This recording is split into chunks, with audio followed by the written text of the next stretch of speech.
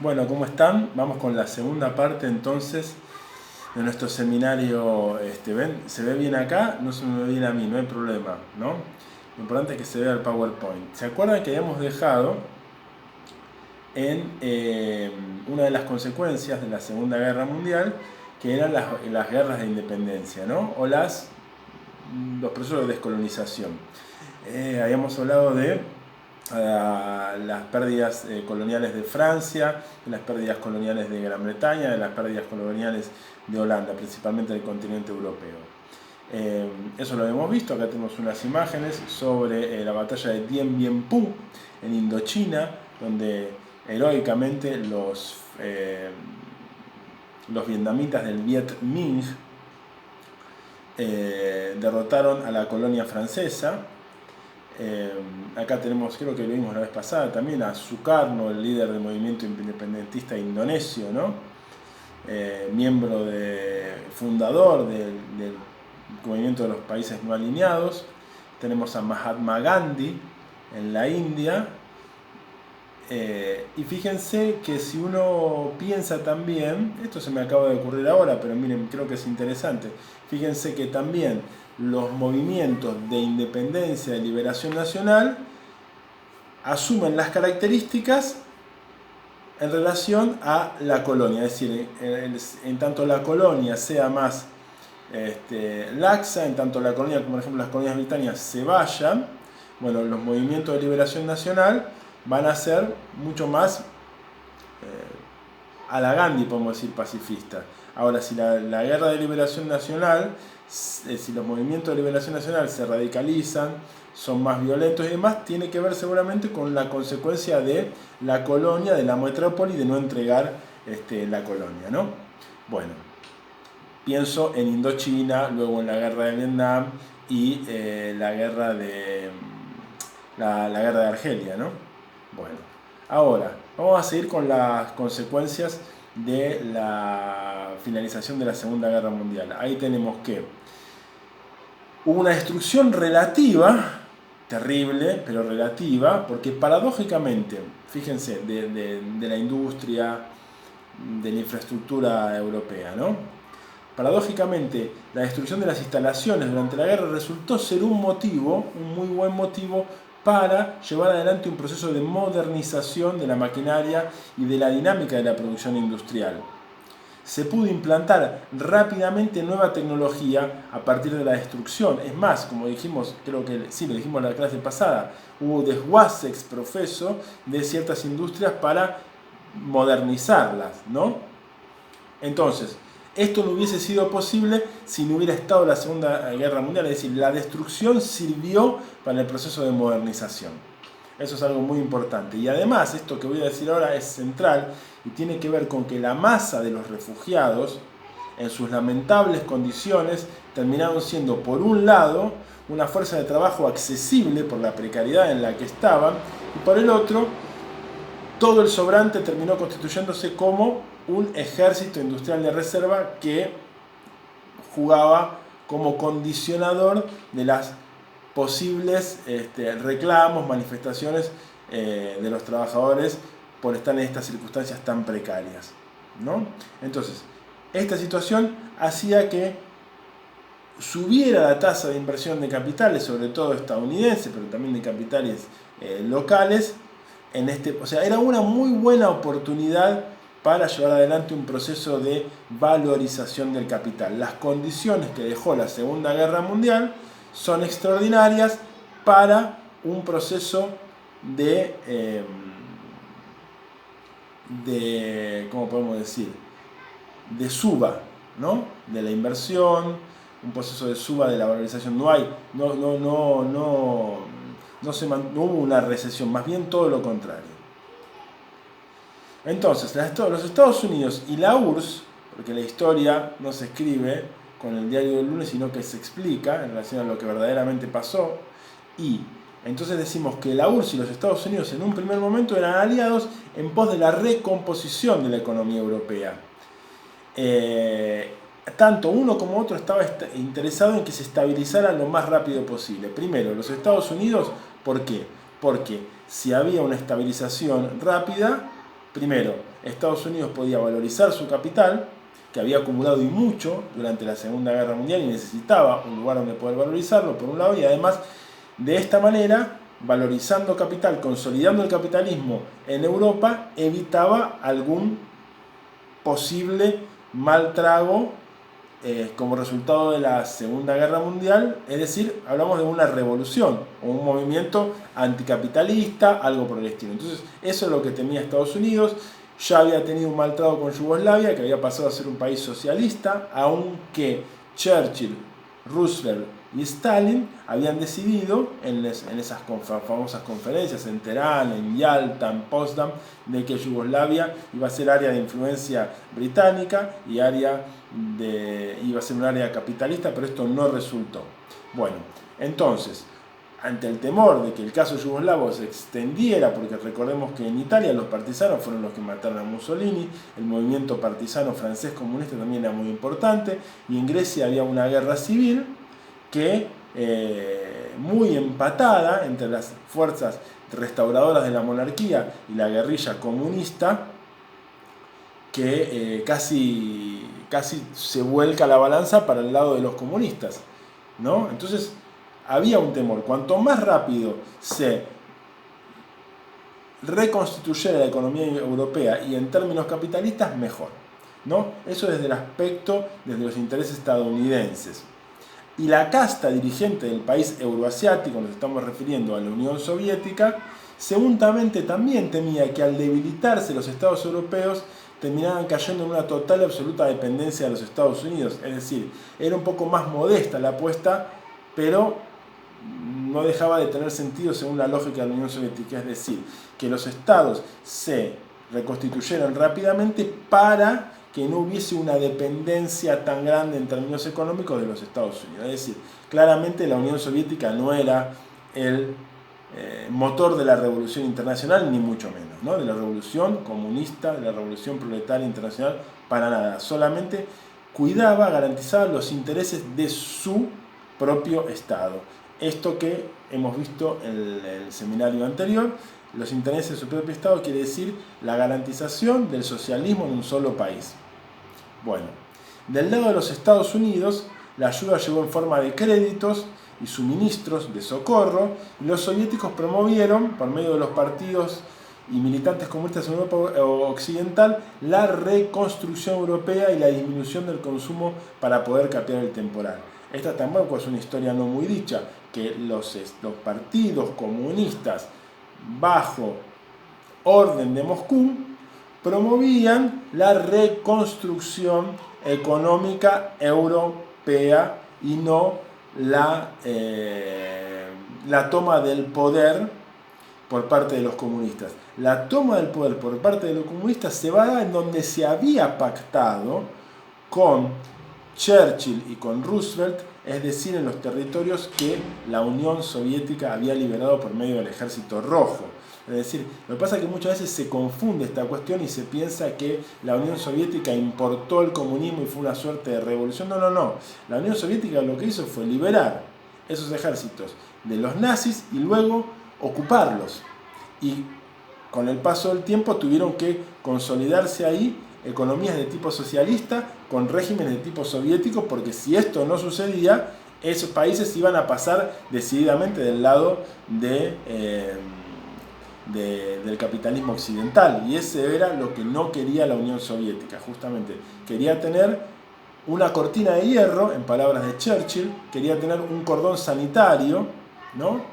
Igual que el que había tenido Europa para defenderse de la Revolución Rusa luego de la Primera Guerra, ahora lo quería tener Unión Soviética para defenderse del capitalismo luego de la Segunda, porque claramente las condiciones habían cambiado y todo el temor que tenía la Europa occidental, central occidental, luego de la Primera Guerra Mundial, en relación a la expansión de la revolución, no existía ahora en este momento, sino que el temor en todo caso era al avance de la Unión Soviética, que no es lo mismo que la expansión de la revolución proletaria. Una cosa es la revolución alemana del 19, la revolución húngara del 19, el bienio oroso del 19, 20 y 21, y otra cosa es la Unión Soviética con el Ejército Rojo avanzando con los tanques destruyendo al ejército rojo, consolidando territorios que luego van a ser satélites soviéticos y donde el comunismo al estilo soviético se va a imponer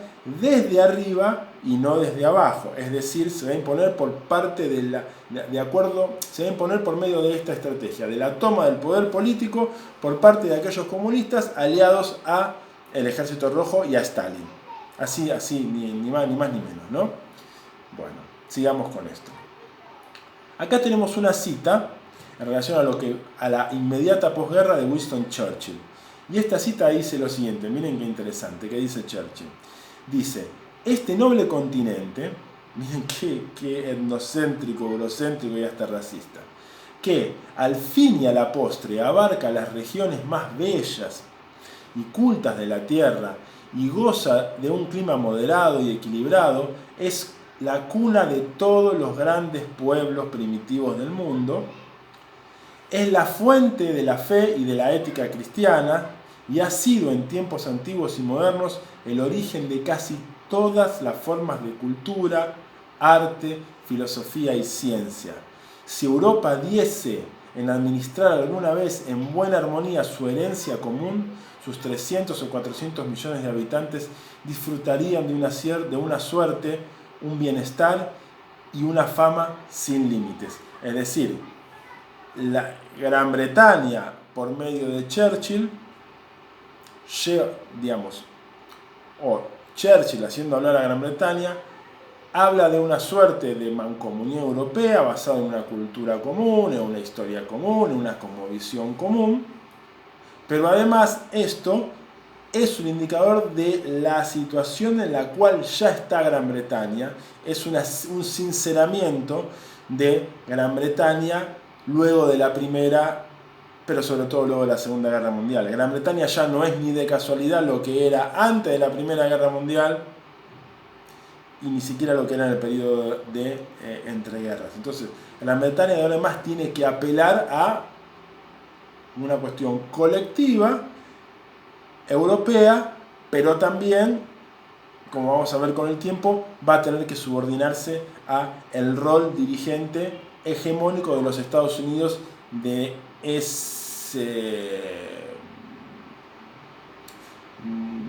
esa coalición económico, política e ideológica que va a estar liderada justamente por los Estados Unidos, y la OTAN va a ser su formación político-militar, ¿no? Esto decía Churchill, ni bien terminaba la Segunda Guerra Mundial. Muy famoso es esto de Churchill, el famoso discurso que dio en Fulton, Estados Unidos, cuando le otorgaron un doctorado honorífico. En marzo de 1946, Churchill dijo lo siguiente, hoy en relación a lo que le estaba diciendo recién, hoy los Estados Unidos se encuentran en el pináculo de la torre del poder. Es un momento solemne para la democracia norteamericana, porque esta primacía del poder está acompañada de una impresionante responsabilidad de futuro. No obstante, sería un error y una imprudencia confiar los conocimientos secretos a la experiencia de la bomba atómica que hoy comparten los Estados Unidos, Gran Bretaña y Canadá a la organización internacional mientras ésta se encuentra en su infancia. Habla de la ONU. Nadie de ningún país ha dormido peor en su cama. Fíjense, esto es increíble. Porque estos conocimientos, estos métodos y las materias primas que hay que utilizar se encuentran en manos de los americanos. No creo que hubiéramos dormido con tanta placidez si la situación hubiese sido opuesta, o si algún Estado comunista o neofascista hubiese monopolizado hasta hoy estos temibles recursos. Ligado a lo que dice, en la misma tónica de lo que dijo en la cita de la página anterior, y poniendo a Estados Unidos como el garante del poder del occidente capitalista, hay todo un aroma, un aroma de legitimación en relación al rol casi que teleológico, ¿no? Como una misión que tiene Europa y los Estados Unidos, que no hace falta decirlo así, es una suerte de extensión europea en relación a el control de del mundo. Eso se ve en relación al pensamiento que tiene él acerca de la bomba atómica. La energía atómica es saludable, es legítima en tanto la tengan Gran Bretaña, Estados Unidos, Canadá. Es insólito, ¿no? Esto porque hacía un año Estados Unidos había tirado 2 bombas atómicas en Hiroshima y Nagasaki y había masacrado a una población absolutamente indefensa. Pero así hablaba Winston Churchill en 1946. Seguía, y acá viene una de las famosas frases, ¿no?, de Churchill. La primera no, la segunda, pero les leo la primera. Dice: es necesario que el espíritu constante, el propósito inmutable y la gran sencillez en las decisiones guíen y gobiernen en la paz como en la guerra la conducta de los pueblos que hablan inglés. De los pueblos que hablan inglés. O sea, los pueblos que hablan inglés son los pueblos elegidos para tomar las decisiones y gobernar tanto en la paz como en la guerra. Y acá viene la famosa frase, la que hizo historia, que dice: de Cetin en el Báltico a Trieste en el Adriático ha caído en el continente un telón de hierro. Tras él se encuentran todas las capitales de los antiguos estados de Europa Central y Oriental: Varsovia, Berlín, Praga, Viena, Budapest, Belgrado, Bucarest, Sofía. Todas estas famosas ciudades y sus poblaciones y los países en torno a ellas se encuentran en lo que debo llamar la esfera soviética. Todas estas ciudades, Praga, Viena, Budapest, Belgrado, Bucarest, Sofía, Berlín, habían servido como cortina de hierro luego de la Primera Guerra Mundial, como cordón sanitario para impedir la revolución bolchevique. Ahora, todos estos territorios fueron tomados por la revolución bolchevique, devenida en socialismo burocrático, en estalinismo, y ahora habían cambiado de dueño. Ahora son una cortina de hierro del comunismo stalinista para defenderse del capitalismo. Ahora, lo interesante es que no solo habló, perdón que voy a tomar un poquito de café porque creo que estoy hablando demasiado rápido. Disculpen, pero por ahí estoy un poco acelerado. Bueno, hay una respuesta de Josif Vissarionovich Dugashvili, más conocido como Stalin, que no se hace esperar y que poquitos días después del discurso de Fulton de Winston Churchill dice lo siguiente: Churchill está tomando ahora el camino de los belicistas, y en este Churchill camino no está solo. Tiene amigos no solo en Gran Bretaña, sino también en Estados Unidos. Una puntualización debe ser hecha con respecto a Churchill y a sus amigos, pues tiene un impresionante parecido a Hitler. Compara a Churchill con Hitler. Churchill parece haber desencadenado una guerra con su teoría sobre la raza. Esto es en relación a lo del inglés, afirmando que solo las naciones de habla inglesa son naciones superiores y que ellas están llamadas a decidir los destinos del mundo entero.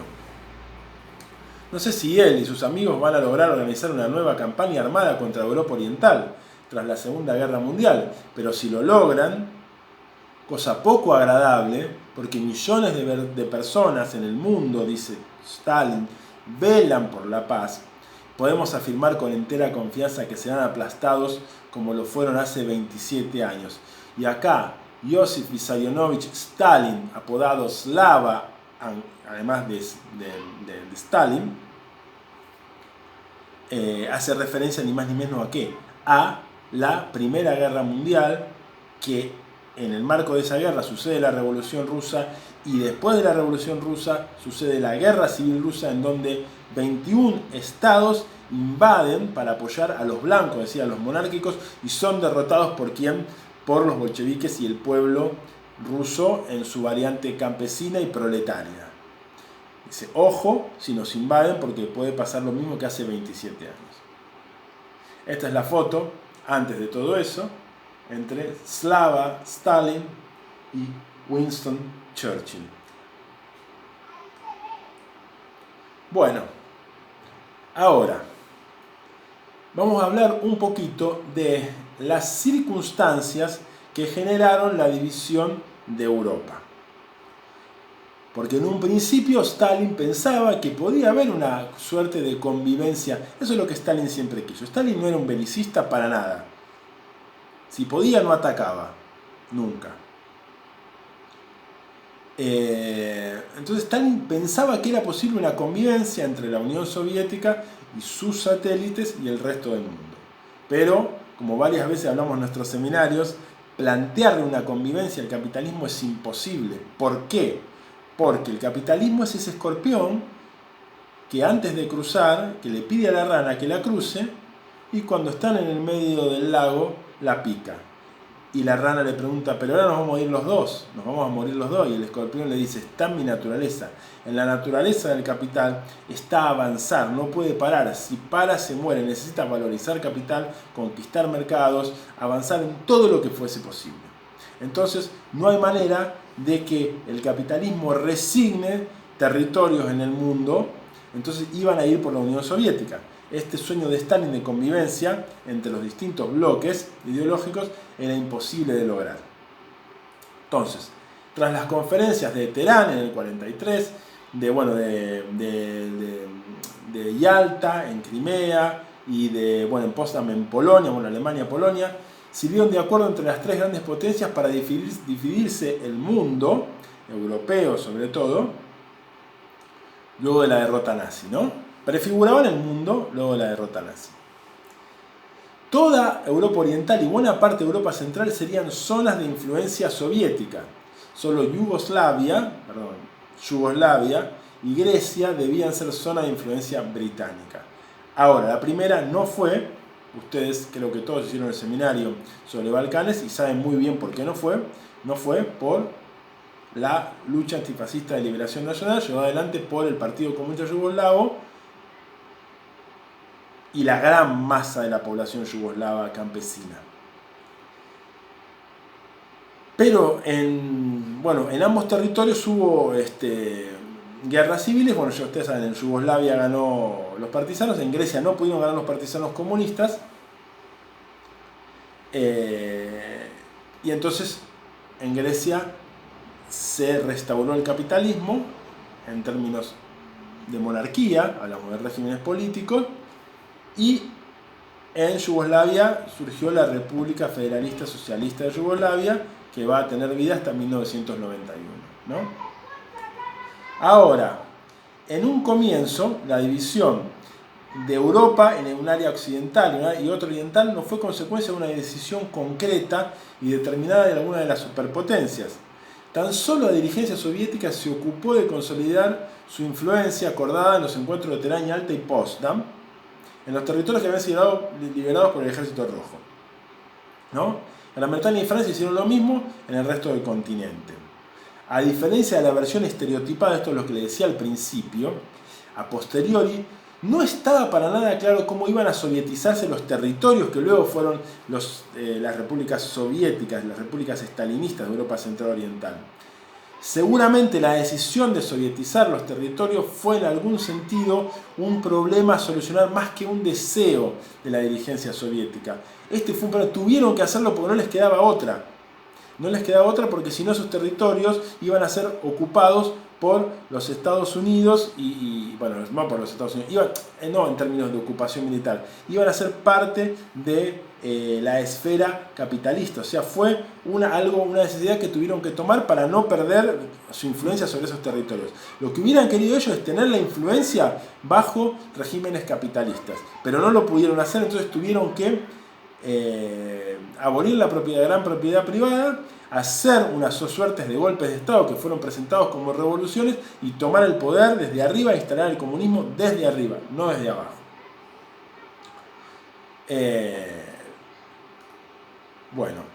¿Y por qué esto? Por algunas cosas que son muy claras que ustedes quizás ya saben. En principio, la doctrina Truman, que fue hecha pública en 1947, en el famoso discurso del 12 de marzo de 1947 en el Congreso de los Estados Unidos, donde Truman dijo: creo que debemos ayudar a los pueblos a forjar su propio destino. Cada nación debe escoger entre dos modos de vida opuestos. Uno reposa sobre la voluntad de la mayoría y se caracteriza por sus instituciones libres, por un gobierno representativo, por las elecciones libres, por la garantía de mantenimiento de las libertades individuales y por la ausencia de cualquier opresión política. El otro reposa sobre la voluntad de una minoría impuesta por la fuerza a la mayoría. Se apoya en el terror y en la opresión. Tiene una prensa y una radio controladas, unas elecciones truncadas y la supresión de las libertades personales. Obviamente, la primera parte va para las democracias liberales y el capitalismo, y la segunda parte para el comunismo y los regímenes totalitarios soviéticos. Este discurso fue realizado en el marco de la Guerra Civil Griega, que se disputaba entre la guerrilla y las fuerzas defensoras de la monarquía capitalista apoyadas por Estados Unidos y por Gran Bretaña. Entonces, en esa guerra, y esto es para entender el comienzo de la Guerra Fría y para entender el Plan Marshall y para entender la necesidad de Estados Unidos de garantizar el capitalismo en Europa por temor a que se produjeran revoluciones no tanto impulsadas por la Unión Soviética, pero sí por los comunistas autóctonos. El gobierno británico le había anunciado previamente al estadounidense que le era muy complicado, esto es en Grecia, seguir ayudando a las fuerzas monárquicas contra la guerrilla comunista, pero además tampoco podía socorrer económicamente a Turquía. Ante estos escenarios, Truman sostuvo que si no se producía una intervención ayudando a estos países, ambos podían caer víctimas del comunismo, corriéndose el riesgo de que se produjera un efecto dominó en la región. Se concedieron $400 millones en ayuda económica y militar a Grecia y Turquía. Esto fue todo instrumentalizado por medio del Plan Marshall y políticamente por medio de ese señor que se llamó Harry Truman. La doctrina Truman es implementada, operacionalizada por medio del Plan Marshall. Bueno, vamos a cortar acá porque tarda muchísimo en bajarse el video y vamos a grabar otro video que va a ser el tercero y con ese cerramos la primera clase. Espero que haya salido todo bien. Yo me veo poco, no es lo importante, sino que se vea la filmina acá. Otro beso, chao.